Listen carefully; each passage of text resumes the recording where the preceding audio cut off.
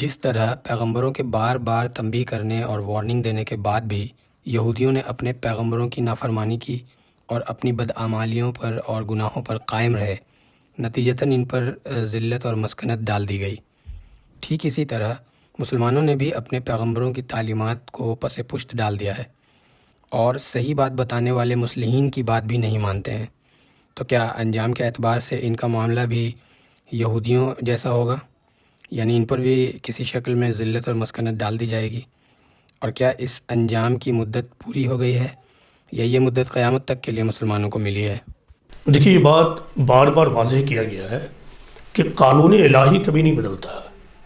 قانون الہی کبھی نہیں بدلتا ہے۔ قرآن میں اللہ تعالیٰ نے ایک سے زیادہ بار یہ فرمایا ہے کہ لا تبدیل لکلمات اللہ، کہ اللہ کے کلمے میں، دوسرے لفظوں میں اللہ کے قانون میں کوئی تبدیلی نہیں ہو سکتی ہے، وہ اٹل ہے، اس کو کوئی نہیں بدل سکتا۔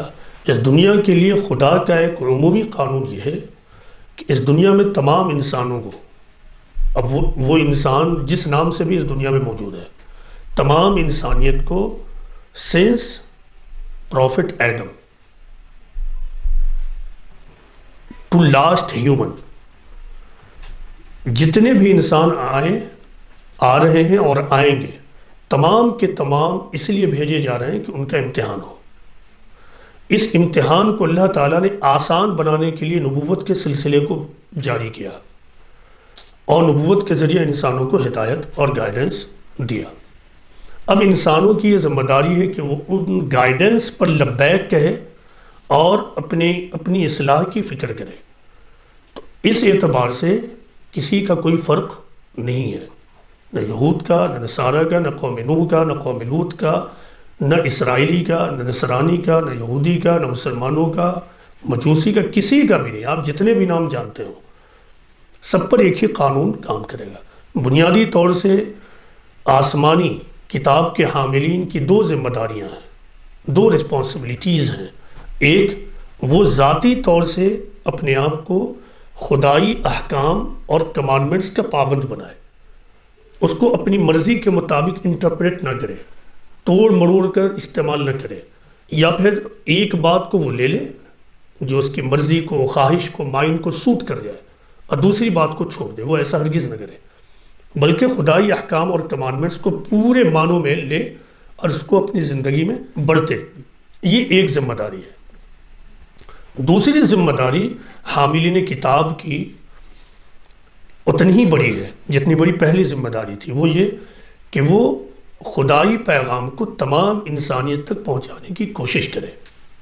اگر یہ کوشش وہ نہیں کرتا ہے، اس معاملے میں وہ غفلت برتتا ہے، خدا کی کتاب کو چھپاتا ہے، یا خدا کی کتاب میں جو باتیں ہیں اس کو چھپاتا ہے، یا آدھی بات پہنچاتا ہے، آدھی بات رکھتا ہے، کسی بھی صورت میں وہ نہ پہنچانے کا مرتکب اور پرپیٹریٹر ہوگا۔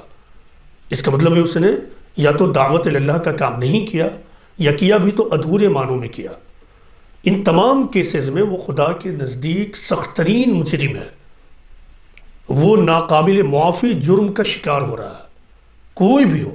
اور پھر اب قانون اسی طرح کام کرے گا، ذلت اور عذاب کا قانون اسی طرح کام کرے گا۔ اب صرف ایک فرق ہوگا پچھلی اقوام اور آخری قوم کے درمیان، یعنی پچھلے نیشنز اور آخری نیشن کے درمیان، یعنی امت محمدی کے درمیان۔ وہ کیا؟ امت محمدی چونکہ آخری امت ہے، اور محمد صلی اللہ علیہ وسلم کا جو دین ہے یہ بھی آخری دین ہے۔ اس آخری دین ہونے کے اعتبار سے یہ تقاضا کر رہا ہے کہ اس کی پشت پر ہمیشہ لوگ موجود ہوں، تاکہ ٹیکنیکلی بھی اس کی حفاظت کا ایک ارینجمنٹ قائم رہے دنیا میں۔ تو دنیاوی اعتبار سے مسلمانوں کو کبھی بھی پورا ختم نہیں کیا جائے گا، یہ ان کے ساتھ اسپیشل معاملہ ہوگا، یہ ان کے ساتھ اسپیشل معاملہ ہوگا۔ یعنی مسلمانوں پہ بالکل عمومی عذاب نہیں آئے گا، جس طرح قوم نوح آیا، قوم لوط آیا، جس طرح یہودیوں کے بارے میں وہ عمومی عذاب کی بات کہی گئی ہے۔